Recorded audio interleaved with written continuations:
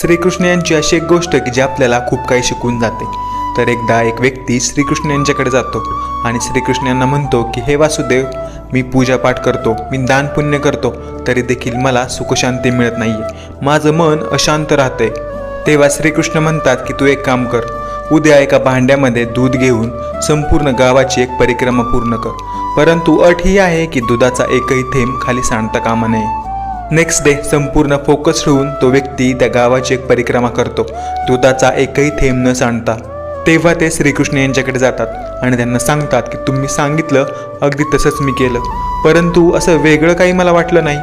तेव्हा श्रीकृष्ण विचारतात की गावाची परिक्रमा पूर्ण करत असताना तू काय काय पाहिलंस? तेव्हा तो व्यक्ती उत्तर देतो की मी तर काहीच नाही पाहिलं, कारण माझं संपूर्ण लक्ष हे दुधावरती होतं। तेव्हा हसत हसत श्रीकृष्ण म्हणतात की हेच तर रहस्य आहे मनशांतीचं, सुखी आयुष्याचं। जेव्हा तुझा फोकस, जेव्हा तुझं लक्ष फक्त दुधावरती होतं, तेव्हा तू गावामध्ये काही पाहिलं नाही।